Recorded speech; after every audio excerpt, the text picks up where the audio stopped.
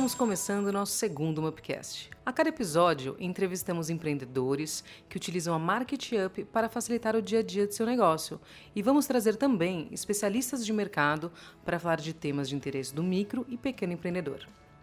E você, que está aí nos ouvindo, não deixe de seguir nossa playlist e nos acompanhar nas redes sociais. Filho de chinesa e brasileira, mestiço de natureza e criação, desde pequeno foi acostumado à pluralidade de sabores, o que despertou nele o interesse pela cozinha. Formou-se em gastronomia e trabalhou em renomados restaurantes no Brasil e no exterior, onde teve a oportunidade de aprender com grandes mestres da culinária. Em agosto de 2019, ele resolveu empreender e unir sua experiência gastronômica à disseminação e à valorização dos gyozas, dando um toque artesanal e de alta qualidade aos tradicionais pasteizinhos. Localizado em um simpático sobrado com ambiente minimalista, Victor Wong abriu o Pandaiá para levar ao público os famosos dumplings, bolinhos de receitas criativas e contemporâneas. Então, para contar sobre o Pandaiá, está aqui conosco o Victor Wong. Seja muito bem-vindo, Victor.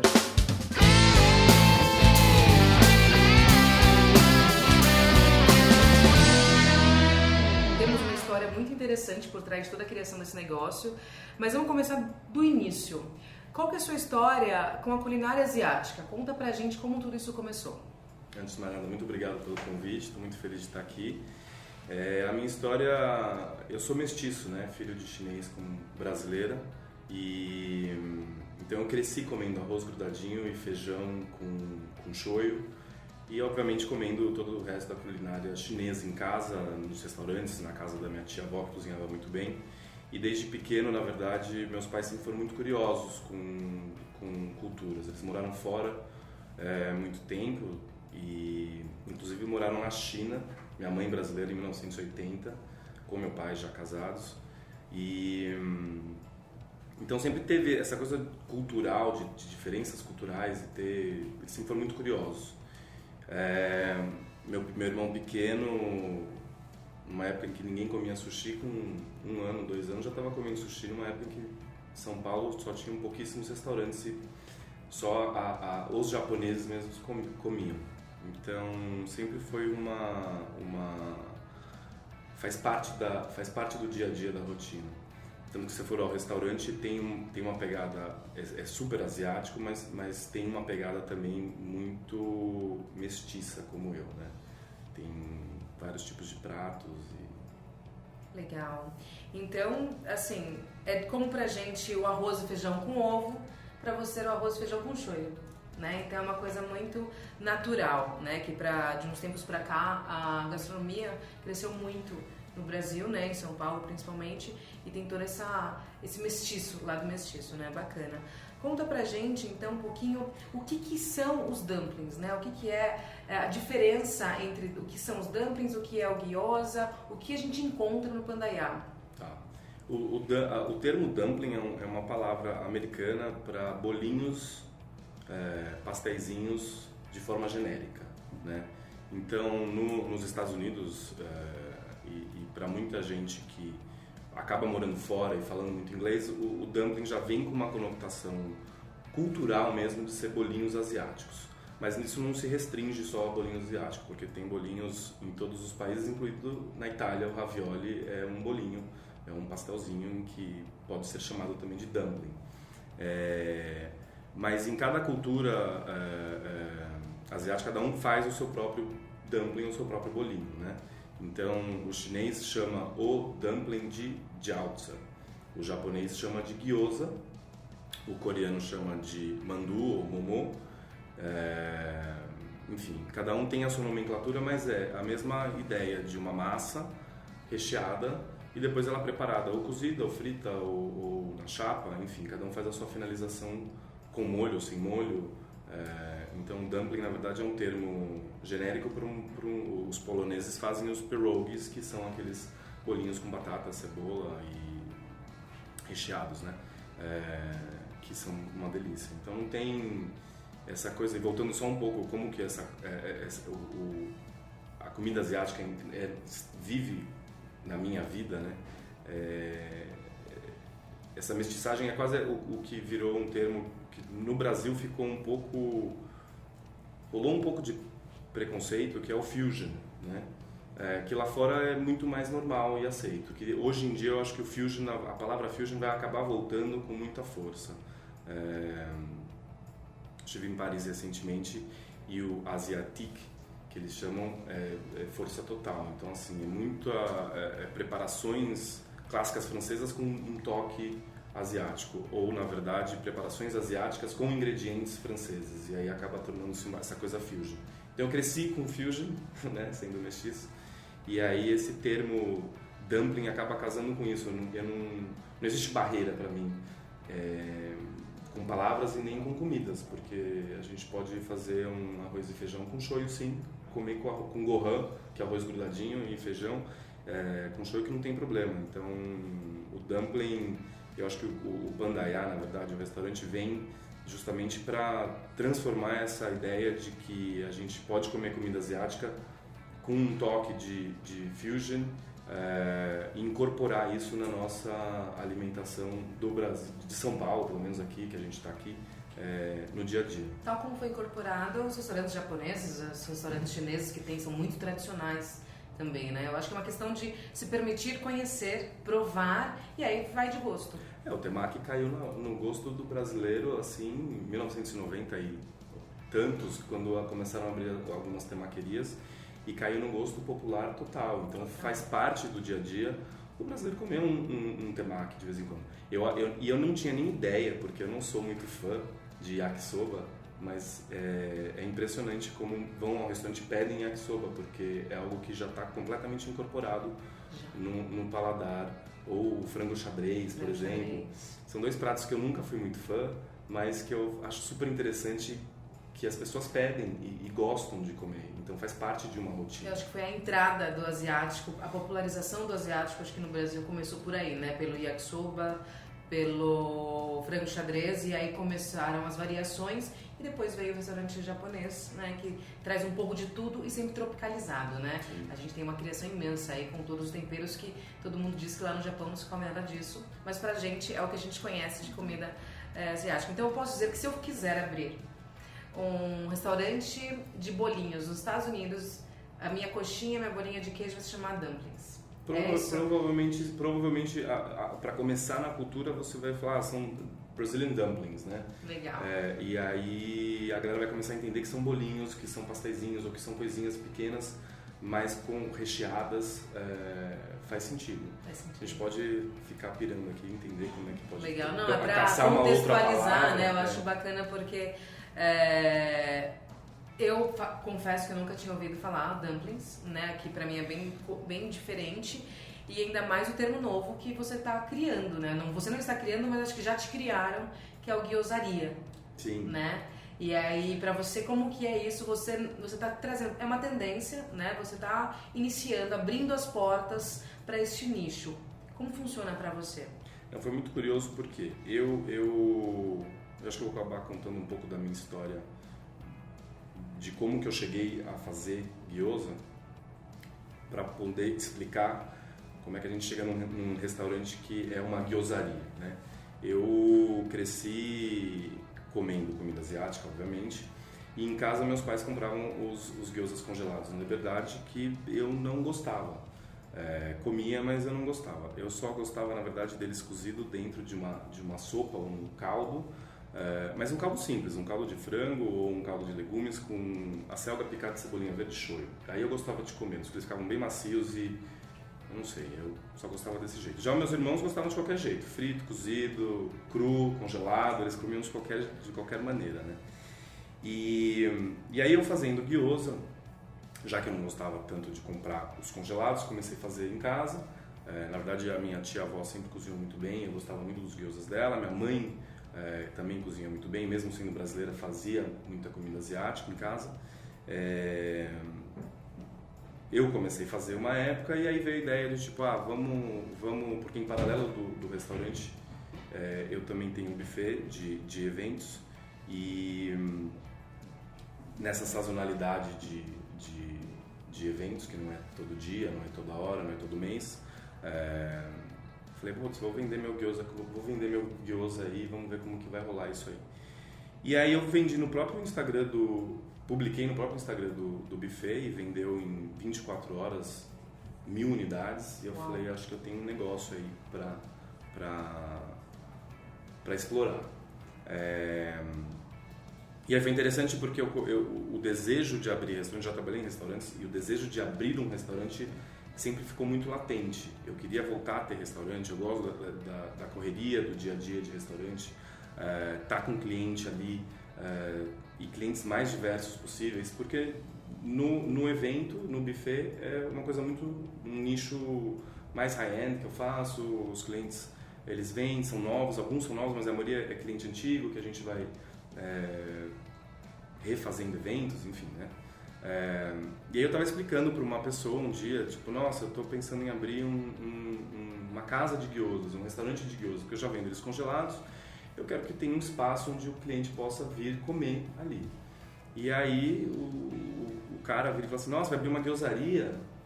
E eu assim, nossa, tipo, que hipster, né? Não, tô super hipster agora, né? Até fiquei um pouco assim para usar o termo, mas explica exatamente o que eu faço, que é uma casa nichada que vende gyoza. E para ficar curto, rápido e sonoro, a gente começou a chamar, eu mesmo comecei a falar, eu estou abrindo uma gyozaria. O que eu acho legal aí é porque hoje você citou os 3 nomes, né? Que eu não vou saber reproduzir, mas da versão chinesa, a versão japonesa e a versão coreana, legal. Então, e o gyoza é o que a gente conhece mesmo, né? É o que a gente tem de referência, principalmente em São Paulo, Liberdade e os restaurantes japoneses. Então, por mais que não era por aí, mas é a forma mais fácil das pessoas terem alguma referência. Poxa, vou lá comer, porque eu curto bastante, vamos ver o que é ter um restaurante só de gyoza, né? Agora, é um público muito segmentado, né? Por você já ser conhecido nos eventos, né? Então, por já ter uma rede social, por ter tido sucesso de vender primeiro por delivery, creio que não é do zero, né? Então já tem meio um caminhozinho andado, né? Mesmo assim, como você trabalha para se diferenciar? Você está localizado num bairro bem diversificado em São Paulo, né? Creio que tenha muitas opções de restaurantes na região. E como você faz para se destacar? Qual que é a estratégia do Pandaiá para atrair o público, principalmente para um restaurante onde ele não vai encontrar, pelo menos por enquanto, não vai encontrar um yakisoba, não vai encontrar um frango xadrez. Ele vai encontrar o gyoza da melhor qualidade possível, né? Eu não estou reinventando a roda. Então, na verdade, o brasileiro está acostumado já com o gyoza japonês, né? Já veio o termo, ao invés de ficar usando o termo jiaozi ou momo do coreano ou do chinês, o brasileiro já está acostumado com o gyoza e a palavra gyozaria já vem como um chamariz para isso. Para quem não conhece, para quem conhece e gosta, e aí que é o curioso, né? Eu cresci não gostando de gyoza, gostava só de gyozas específicos, ou da minha tia, ou da minha avó, de algum restaurante, mas existe uma legião de fãs mundialmente, tá? Não só aqui no Brasil, mas mundialmente, que são devotos de gyoza. É uma galera que é apaixonada, fissurada. Meus irmãos, por exemplo. E eu nunca tive isso. Então, para eu comer um gyoza e falar, nossa, tô adorando, era difícil. E o pessoal começar a gostar do meu gyoza foi um super gratidão, sabe? Fiquei muito feliz, né, de produzir um negócio que as pessoas estavam gostando. Para me diferenciar, eu acho que é curioso porque eu estava fazendo um coaching uma época com uma amiga minha e eu estava querendo abrir um restaurante e na verdade esse sonho já estava há muitos anos. E quando veio o desejo de transformar o gyoza congelado num restaurante ou num lugar de um ponto de venda, eu comecei a procurar lugares, pontos, e quase fechei um no Brooklyn. Eu percebi que São Paulo tá expandindo os seus locais de consumo, né? Então tem muito lugar destino que você vai para comer certas coisas. O Paulo do Comá, para mim é um caso clássico, que abriu um restaurante coreano na Barra Funda num local em que, quando ele abriu, não tinha circulação de comércio, né? Quer dizer, tinham comércios lá, mas não tinham restaurantes com o nível de comida que ele estava oferecendo. E me serviu muito de inspiração. Então eu posso abrir sim uma casa de gyoza, uma gyozaria, em qualquer local, e acreditar realmente que se if I build it, they will come, né? Que é a frase, na verdade, que a minha amiga Diana tinha me usado e falado, que vem daquele filme Field of Dreams. Se você construir alguma coisa com um sonho muito real, as pessoas vêm. E eu acabei escolhendo um ponto na Rua Lisboa, em Pinheiros, que na verdade é uma rua sem saída ali, todo mundo conhece a Rua Lisboa, o outro lado da Praça Benedito Calixto, e eu estou num lugar bem mais quieto, mas eu continuo do lado de tudo.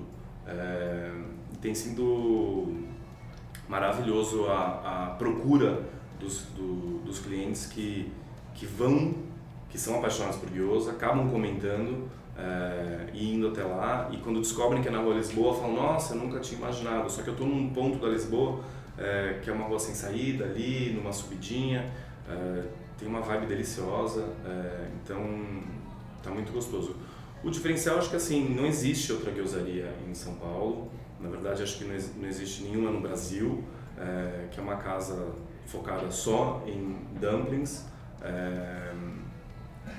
então só isso já é o nosso maior diferencial. Nós temos outros pratos também, eles fazem muito sucesso, fico muito feliz também, mas o foco principal são os gyozas, são 5 sabores diferentes, então só o fato de ser uma casa de gyoza já é um super diferencial, e acho que isso acaba atraindo e chamando muitas pessoas. Bacana. O mercado, né, de gastronomia asiática cresce muito, já tem algum tempo no Brasil. Eu acho que é um dos mercados que mais cresce, né? Tainá, conta um pouquinho pra gente como que é conhecido os números deste mercado. Falando então do mercado da gastronomia asiática, em nível nacional, a estimativa é que a gastronomia asiática movimente em torno de 19 bilhões anuais, segundo pesquisas realizadas em 2017. Ou seja, a galera consome mesmo esse tipo de gastronomia e está cada vez consumindo mais.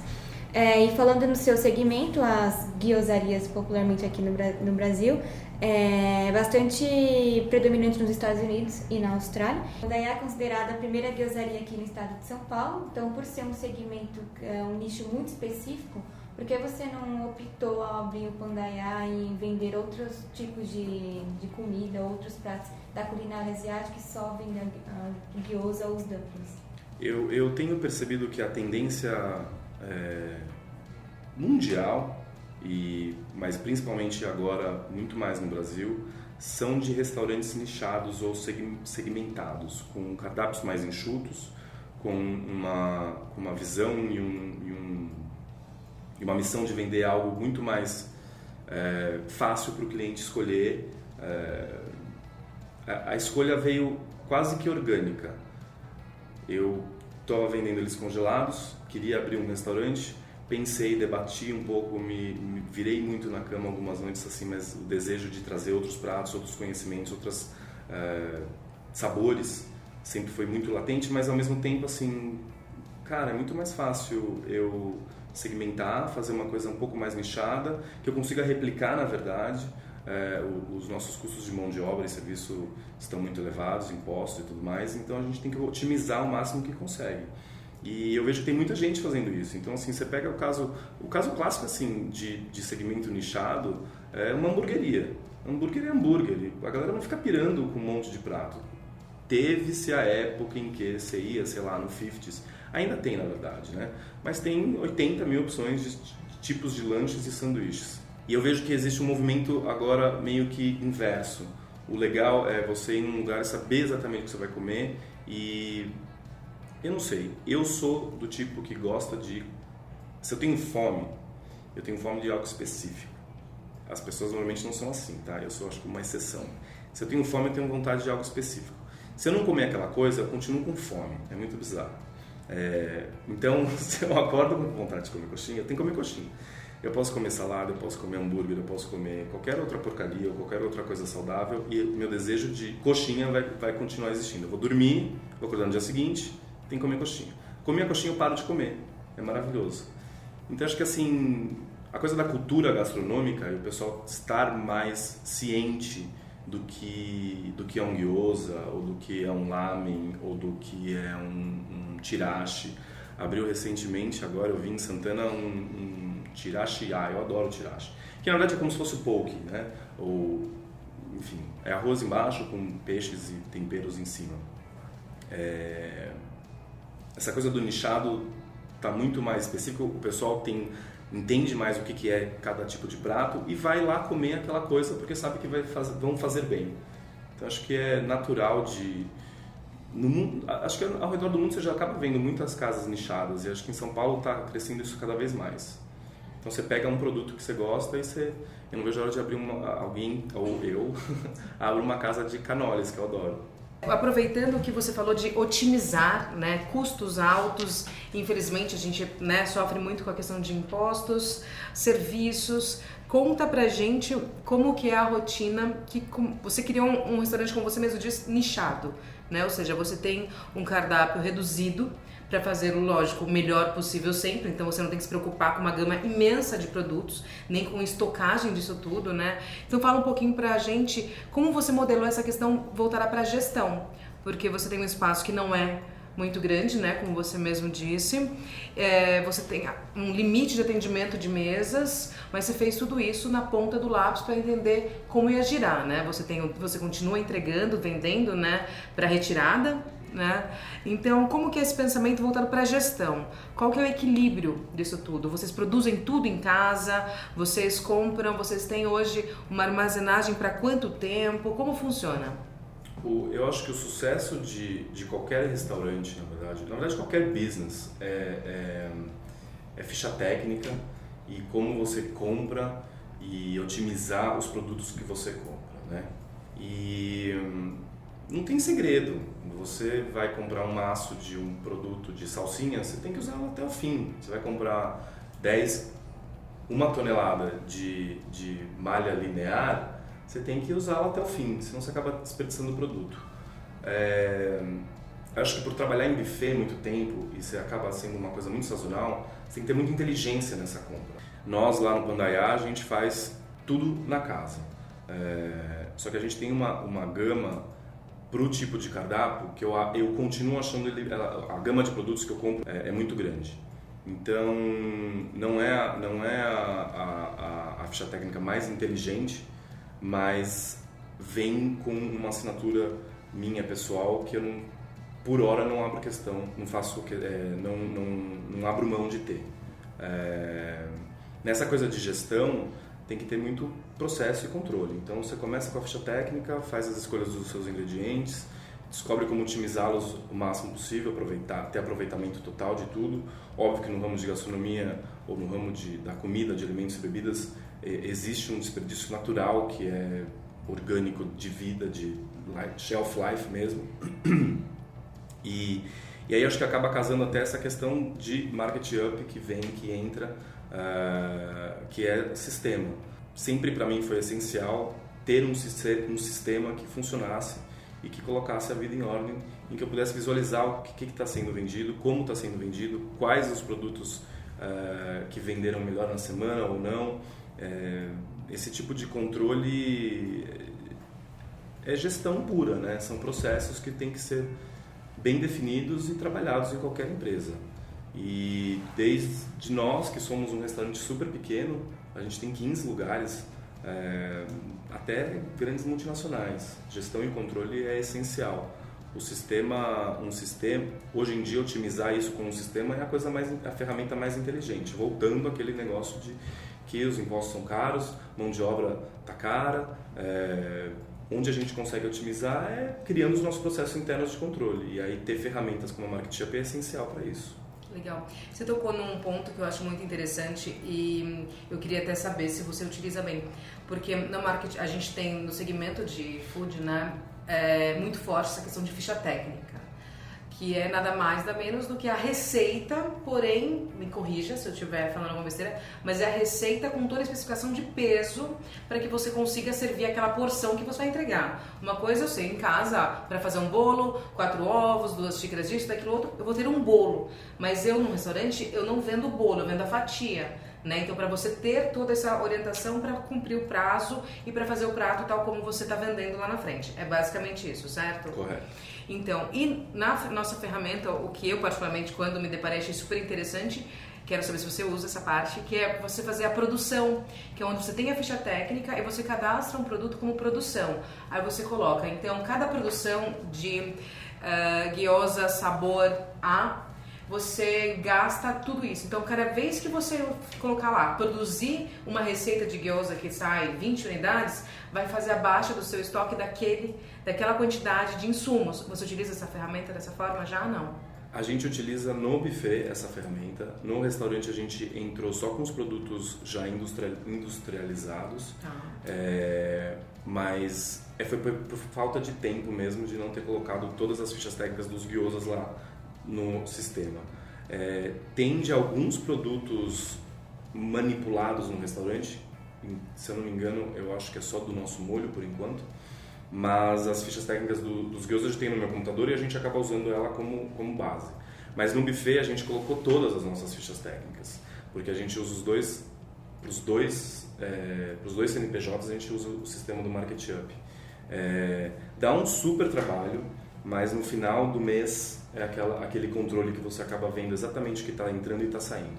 Legal. É o que a gente fala, que a gente aprende, né, nas aulas de gestão, que é aquele trabalho inicial que você tem, que é o que você falou, ainda não tive tempo de fazer tudo isso, mas já tenho em um dos CNPJs, que é o mais importante.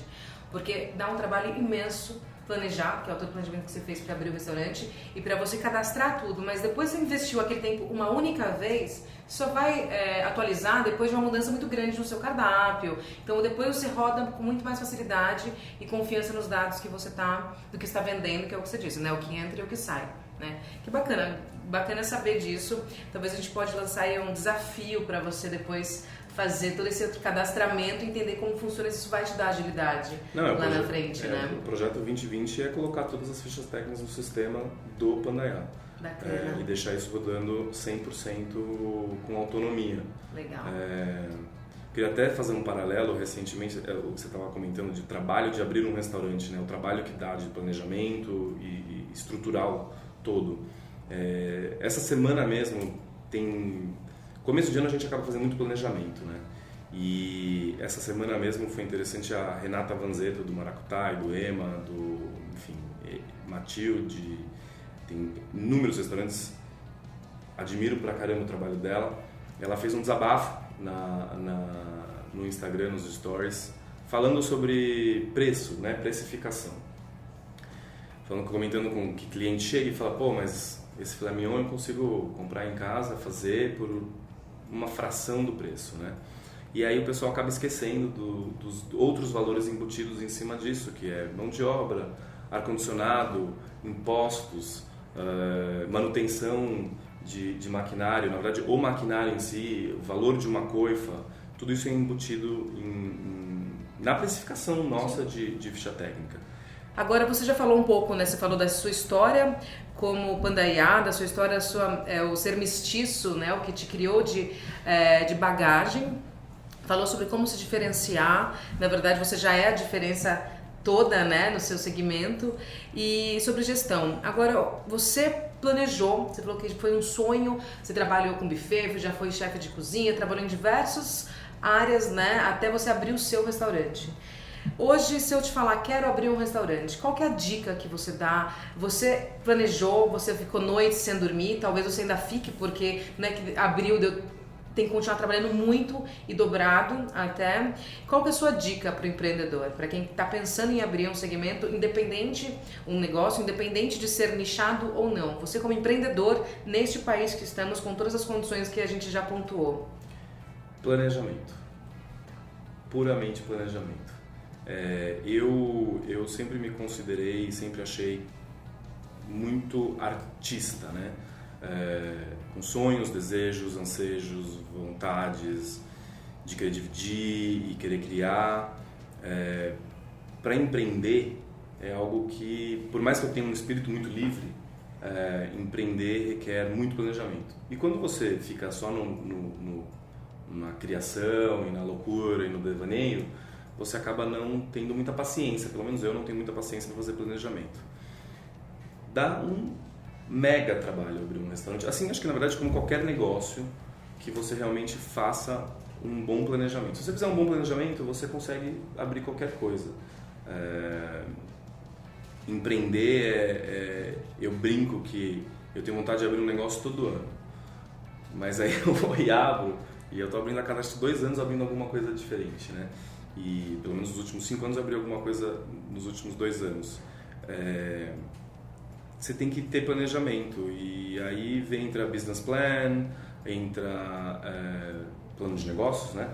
Entra sistema, entra ficha técnica, entra treinamento. Você faz um planejamento, você consegue desenhar exatamente o objetivo onde você quer chegar e procurar as ferramentas necessárias para chegar nesse lugar. Empreender qualquer parte do mundo, simplesmente abrir alguma coisa e fazer e vender, é muito fácil, na verdade. Você vai lá, por exemplo, para mim, sei lá, começo a vender pudim, faço um cálculo básico de mais ou menos quanto que custa um pudim para mim, vejo quanto que eu vou vendê-lo, mas tornar isso um negócio é ir além. E aí requer um pouco mais de sentar e planejamento. Então, se você planejar direitinho, dá certo. Dá certo. É óbvio, existem um monte de fatores sociais, econômicos, que podem no meio do caminho fazer com que o negócio não dê certo. Mas nesse planejamento inicial é até legal refletir sobre isso, fazer esse brainstorming em que você pense sobre as possibilidades de erro. Óbvio que muita coisa vai acontecer no meio do caminho e que você vai ter que replanejar, mas é planejar.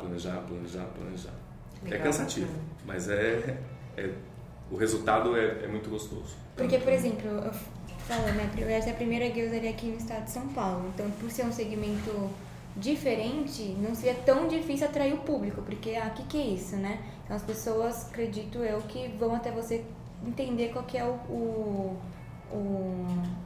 estabelecimento, o restaurante. E são 5 recheios e preparações hoje, né, que você tem no seu cardápio. E quando a gente vai num rodízio, a gente vê ali carne, legumes. E a gente viu que o seu cardápio é totalmente diferente. Então, como que você chegou nesses recheios? Por que desses recheios? E conta pra gente mais ou menos como que funciona hoje o cardápio do Pandaiá. Se eu for lá hoje, o que eu encontro? O Pandaiá, a gente começou e, na verdade, continuamos com 5 tipos de recheios diferentes. Como qualquer bolinho ou ravioli ou massinha, pastel, é uma infinidade de recheios que você pode ter. E é isso que o mercado brasileiro não entendia. Existia o de carne, o de carne de porco, o de talvez legumes e talvez o de frango, né? E a gente faz assim a maior mistura possível e imaginável lá no restaurante. Então a gente tem o nosso clássico, que é carne de porco com camarão, o wings, que são umas asinhas de frango desfiada com manteiga e pimenta, como se fosse aqueles chicken buffalo wings dentro de um gyoza, que é super inusitado. A gente tem o de frango tango, que a gente acabou de mudar o nome, que é frango com nirá. Então é peito de frango com abobrinha e nirá, que é broto de alho, que é um dos meus favoritos. Ele é super leve, gostoso e remete todo esse sabor asiático do clássico, por exemplo, mas de uma forma muito mais limpa. Temos o veg, que é cogumelos variados com purê de abóbora cabotiã, e o fresco, que é uma releitura do clássico. Então carne de porco, lula, limão, hibisco. Então você imagina que tem quase uma pegada meio mexicana cítrica ali, só que não tem nada de mexicano, mas parece um asiático. Os recheios e as possibilidades são infinitas. A gente está com um gyoza agora assinado por um chefe, Fran Lobelo, que vende uns queijos maravilhosos, queijo Minas e ricota. E ele criou um gyoza pra gente de carne de porco laqueada com ricota de laranja. Então tá assim, sensacional. A gente também tem um gyoza doce que é super inusitado, na verdade, um de doce de leite com banana, e aí a gente criou um agora que, na verdade, a gente faz muito sucesso no buffet vendendo um crumble de maçã. Então a gente pegou o nosso recheio de crumble de maçã, colocou dentro do gyoza e é como se fosse a tortinha do Mac, mas 1000 vezes melhor. E além disso, no cardápio a gente tem uma panquequinha chinesa, que é bem famosa lá no exterior, uma massinha folhada com óleo de gergelim e cebolinha verde, e um noodles que não é um lamen, mas é um macarrão com molho cremoso de pasta de amendoim, limão, shoyu, cebolinha. Ele fica cítrico, reconfortante, é bem gostoso.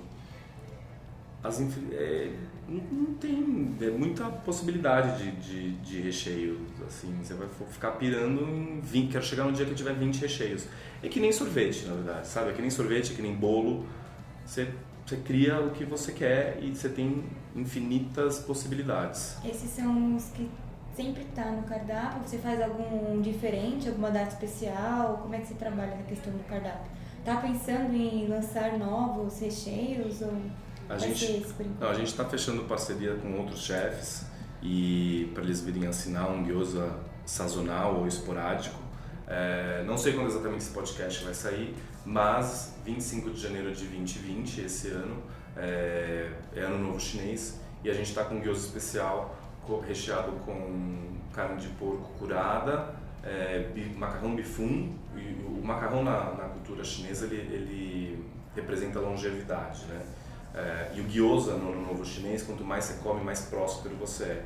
Então eu mesmo criei esse gyoza de macarrão bifum com essa carne de porco curada e tem legumes raladinhos dentro. Então ele está bem fresco, gostoso e você comer um bolinho, um pastelzinho, um gyoza recheado de macarrãozinho desfiado com um monte de outras coisas, está muito gostoso, é bem surpreendente. Então você pode rechear com qualquer coisa. E sazonalmente a gente vai fechar essas parcerias com outros chefs para criarem os seus próprios gyozas e levar o público lá para comer. Que legal. 25 de janeiro a gente já sabe onde ir comer, né? A gente vai falar experimentar. Prosperidade e longevidade. Legal. E agora, você criando um sabor sazonal, né, que é em comemoração ao Novo Ano Chinês, por quanto tempo você pretende deixar no cardápio? Vai eternizar no seu cardápio ou vai ser por um período específico? Vão ser sempre por períodos específicos, até mesmo para criar novas possibilidades para outros produtos entrarem. E acho que dependendo da aceitação do público, a gente pode sempre colocar fixo no cardápio. Logo que a gente abriu, a gente fazia só aos finais de semana alguns especiais. Então a gente fez um de pernil desfiado com coleslaw, que é aquela saladinha de repolho, que ficou muito gostoso. E aí a gente fez um final de semana e a galera procurou no outro final de semana, voltou para comer. E então a gente acabou replicando ele durante uma semana. Mas os fixos que nós temos no menu vão ser mantidos. Futuramente, esses sazonais ou esses assinados por grandes chefs, se tiver uma ótima aceitação, a gente quer continuar no cardápio. Por hora, os congelados, a gente só vende os 5 sabores do menu, não vendemos os doces congelados para casa, porque existe uma dificuldade no preparo.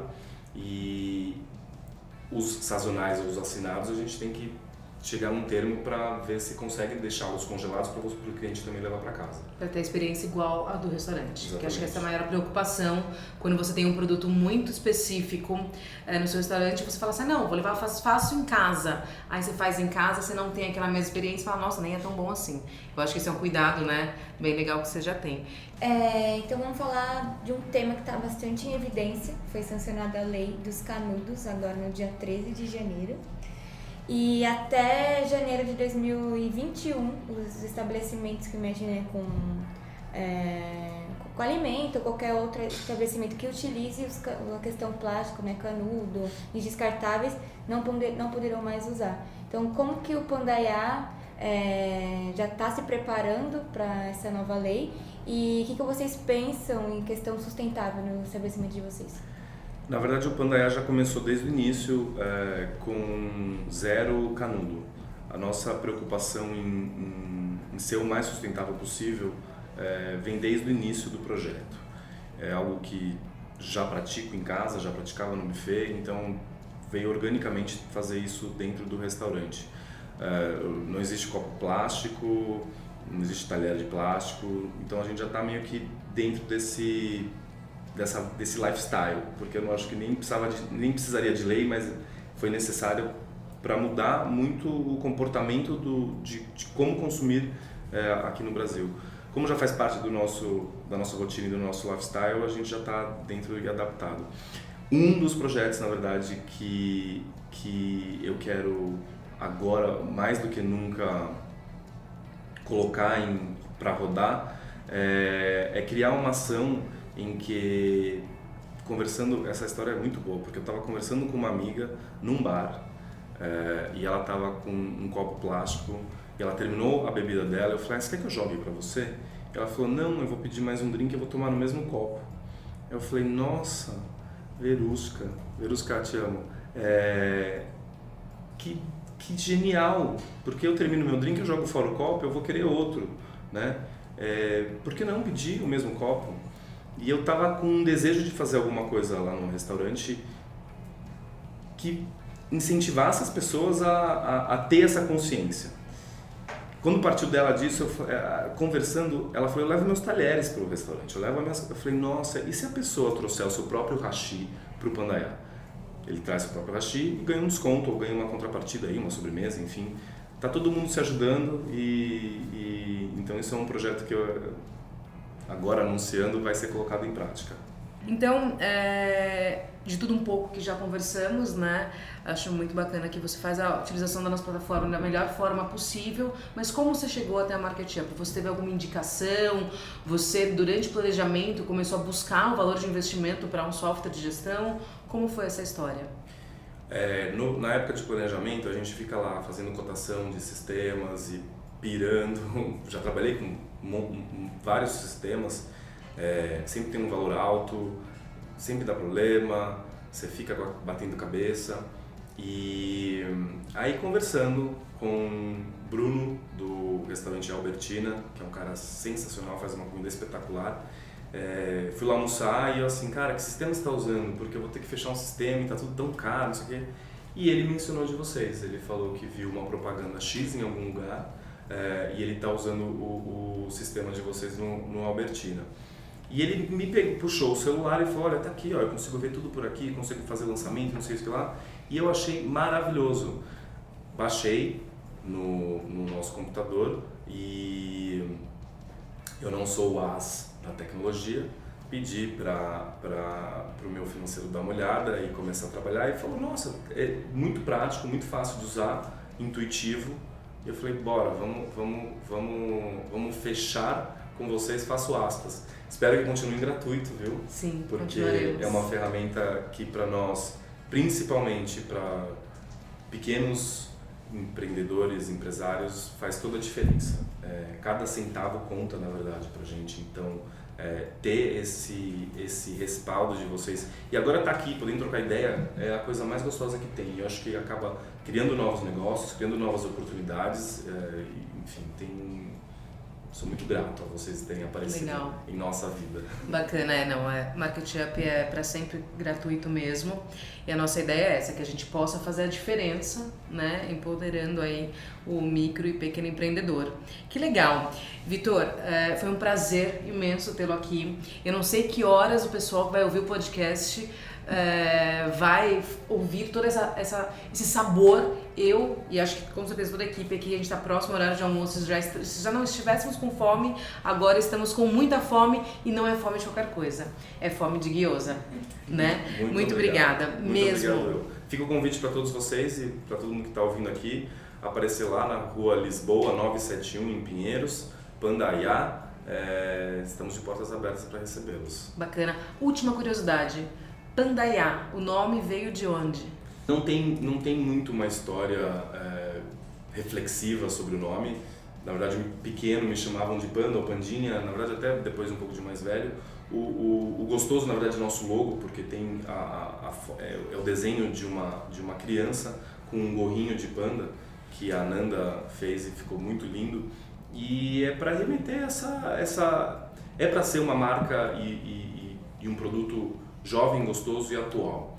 Então o Pandaiá mais pela sonoridade dele, mas já aproveitando e fazendo merchan pro Tirachiá lá de Santana, eu acho que a gente está criando uma tendência de colocar Iá no final de nomes para criar uma força energética aí. Legal, muito bom. Mais uma vez, muito obrigada. Espero vê-lo em breve, mas aí eu vou até você para provar tudo que vocês fazem de bom no Pandaiá.